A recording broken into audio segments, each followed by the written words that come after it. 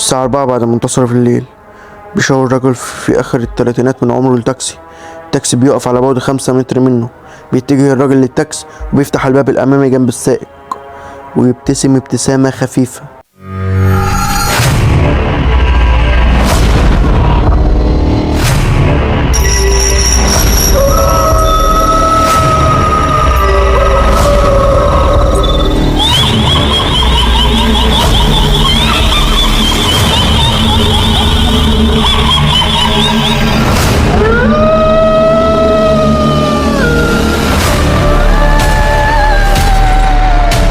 السلام عليكم ورحمة الله وبركاته. حبايبي عاملين ايه؟ يا رب تكونوا بألف خير.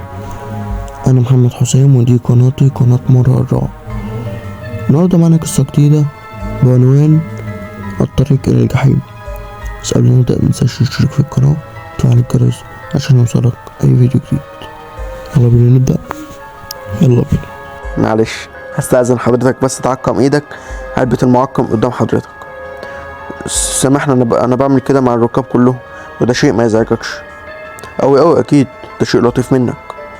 معلش أصل أنا عندي هوس للنظافة، حتى تلاقي التاكسي طول الوقت نضيف كده زي ما أنت شايف، وريحتها حلوة وقماش الكنبة كأنه لسه متركب حالا، وأوكر الباب متلمعة، حتى الدواسات بغسلها مرتين في الأسبوع. برضه لازم يكون مستعد دايما. مستعد لإيه؟ مستعد لإيه؟ ده كلام برضه. هو أنت لما بيكون جايلك ضيوف مش يهمك البيت يكون نضيف؟ الصالون متروق، الحمام ريحته حلوة. انا بقى شغلي انه طول الوقت بستقبل ضيوف، معظمه مش هشوفه تاني، بس برضو التاكسي ده بيتي، يعني ما ينفعش تجيلي وحسسك انك جيت في وقت مش مناسب. ربنا يديم عليك النظافة دي يا حسن. اسمي حسن، بس انت حظك حلو. الواحد بيبقى مستحيل قوي يلاقي تاكسي في الوقت ده، اصلا ما بيكونش بمزاجه يخرج في الوقت ده او في الجو ده، لو الضرورة ما تستدعيش انه يسيب بيته وكوباية الشاي قدام التلفزيون. بس هنقول ايه، ربنا يعين. بس في مكانين كده بيحبوا ينزلوا في الوقت ده، وفي اللي ملهمش اختيارات. بس كويس اني لقيتك. كلاب المنطقة دي صعبة جدا، بس عارف احيانا ما بتعملش حاجة. مين هم؟ الكلاب يا استاذ. الكلاب في المواقف دي ما عندهاش غير الهوهوة بس برضو الواحد احيانا جسمه بيلبش.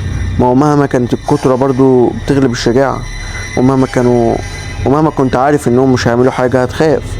ما افرض طلعوا بيعملوا حاجة، فكنت قدامك حلين: يا هتلغي المشوار وتطلع بيتك، يا اما هتمشي شوية لحد ما تبعد عنهم. وانت اعصابك بقى ما اقولكش، اصل ممكن رجلك تخونك وتلاقي نفسك بتجري، ساعتها مش هيسيبوك. بس ما قلتليش انت كنت مروح ولا نازل من بيتك؟ مش عايز ترد؟ ماشي، حقك برضو. هو سؤال غريب، بتعرف واحنا ما نعرفش بعض. معلش سامحني، انا رغاي قوي. انا عارف معظم السواقين بيتكلموا كتير، بس خلي بالك انا مش سواق عادي، انا متعلم يا استاذ، انا جامعي. وحضرتك دارس ايه بقى؟ دارس كيمياء.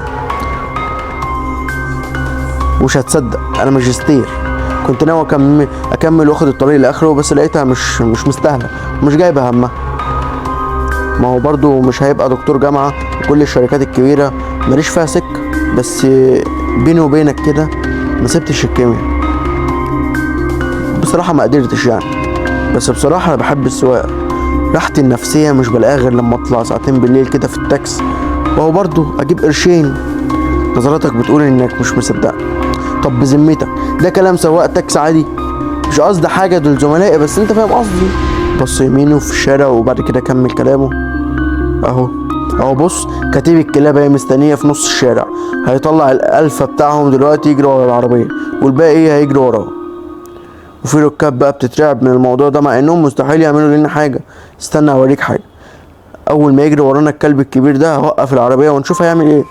متقلقش من حاجه، احنا قافلين الشبابيك.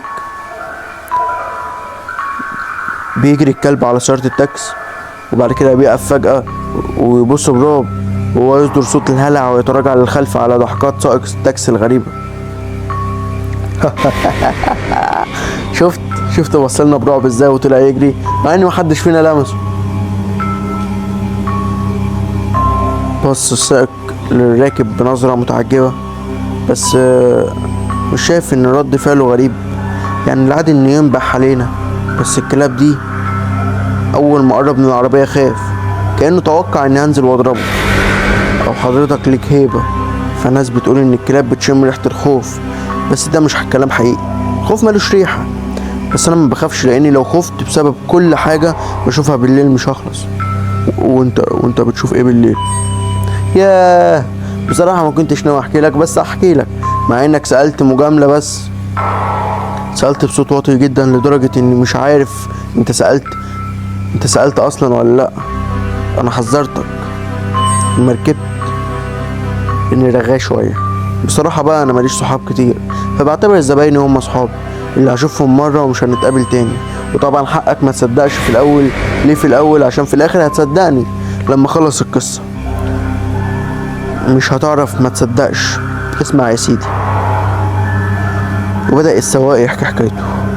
زي ما قلت لك انا بشتغل بالليل وبس، زباين الليل قليلين وكلامهم قليل، انا بس اللي بحب ارغي كتير. معظمهم بيعملوا مركزين معايا وهم سرحانين مع الشباك، زي ما انا متأكد انك مش مهتم بكلامي قوي دلوقتي، ومع ذلك بحكي برضه، بس تقدر تقول بسلي نفسي في الطريق. المهم اني متعود ان معظم الوقت بيكون الحوار من طرف واحد. في يوم ركب زبون زي حضرتك كده سكت طول الوقت، هو راكب من هنا وانا ما بطلتش كلام. من وقت للتاني كنت ببص في المراية اشوفه بيبصلي ولا لا. راجل كسر ال40 هدومه نضيفة كده، ما يتغيرش عن حضرتك، جاكيت وطاقية بني وقميص ابيض، كان باين عليه الحزن يعني. خفت اسأله واتحرك، كان بيحاول يتماسك وانا بحاول احكي وغلوش باي موضوع. بس وصلنا للعنوان اللي كان رايحه.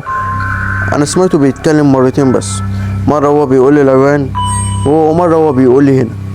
معرفش ازاي ما خدتش بالي من صوته العميق. صوته كان بيرن في دماغي مش في وداني. وقفت العربية استنيته ينزل ويحاسبني، بس ده ما اتحركش من مكانه، فضل قاعد زي ما هو. بيني وبينك بدأت استغرب، ما خفتش لا، بس استغربت. ما سألتوش مالك او ما نزلتش ليه. واثناء الفترة دي جه سرب من الكلاب زي السرب اللي شفناه من شوية ده، اتقدم من الألفة بتاعهم ووقف قدام العربية، بس مجرد ما قرب جري هو خايف. اتوترت الحيوانات لما بتخاف تقريبا بتشوف حاجة احنا مش شايفينها. حسيت ان في شيء غلط. بصيت على مراية العربية لقيت الراكب ده بيعيط وبيلومني. دماغه كانت سودة ولزجة. فتح الباب العربية ونزل. ابص اشوفه راح فين، ما لقيتهوش، اختفى يا استاذ. نزلت انا كمان من العربية، ما كانش لي اي اثر. في ظروف تانية كنت هفسر اني بحلم، بس حتى لو كان عندي شك ده اتنسف بعد كده، لان الموقف ده اتكرر. دي ما كانتش اخر مرة يحصل معايا موقف زي ده. يركب حد وبعدين ينزل ويختفي، وانا بقول لك اهو لو ناوي تنزل وتختفي عرفني. ما بتردش عليا، انا بهزر معاك. غريبة الحياة دي. الواحد قادر يتأقلم على كل حاجة، حتى المواقف دي الواحد بيتعود عليها. تعرف اني بشوف حاجات غريبة؟ لا مش عفاريت، اوعى تستنتج انها عفاريت، انا ما قلتلكش كده، بس الحاجات دي بشوفها انا وبس. انا بقى عندي احتمال 50% ان اللي بيركب معايا ده ممكن ما يكونش من العالم بتاعنا اصلا، بس عارف ده بسببي برضو. انا قلتلك اني مهووس بالنظافة صح؟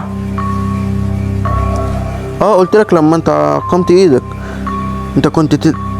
انت بدأت تتعب من كلامي ولا ايه؟ شايف ان راسك بدأت تميل؟ طب ريح راسك كده، حاول تسترخي، اصلك مش هتعرف تقاوم وهترهق نفسك على الفاضي. حاسبك طول الطريق. طب ولا ايه؟ بس انت مستمع جيد فعلا، مش بس بسبب المادة اللي انت عقمت بيها ايدك، لا خلاص، من قبل حتى ما يبدأ المفعول يشتغل، من قبل ما يبدأ الشلل يزحف على جسمك كله. اصل انا واخد ماجستير في الكيمياء، بس انت ما سمعتش، مستمع كويس برضو. دي حاجة بصراحة انا بقدرها قوي في الناس، يمكن زي ما بقدر النظافة بالظبط، وللناس دي بكافئه بأنضف موتة ممكن. بس الحاجة اللي ما كنتش عامل حسابها بصراحة اني بقابلهم تاني. يعني ممكن اقابل طيفك تاني، بس عمر ده ما يضايقني، بالعكس احيانا بتفكرهم، احيانا بفتكر مين دول وركبوا معايا امتى.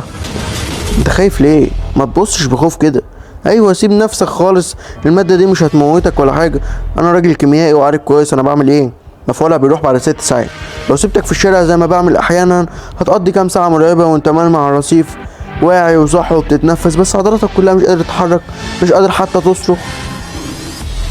بس واحدة واحدة المفعول هيروح وهترجع طبيعي، ومش هتنسى الليلة دي مهما عدى، ومش هتركب اي تاكسي تاني. بس انا مش هسيبك، زي ما قلت لك انت من الناس اللي حابب اقابلهم تاني. بالنسبة للحالة اللي انت فيها دي مجرد بداية بس، لما اتأكد انك هديت بالكامل ممكن نبدأ. وصدقني طريقة موتي نضيفة جدا، احنا بنقرب اهو.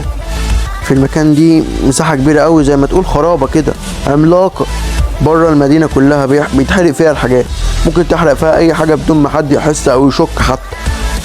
بس في عيب وحيد بالظبط، انه مليانة كلاب. انت بتخاف من الكلاب؟ لا مش مضطر تخاف، انا معاك. الكلاب لسبب انا مش فاهم لحد دلوقتي بتترعب مني انا، ويمكن عندهم حق. لا ما احبش نظرات الخوف دي، شايفها في عينك دي. اهدى خالص اهدى. احنا وصلنا اهو.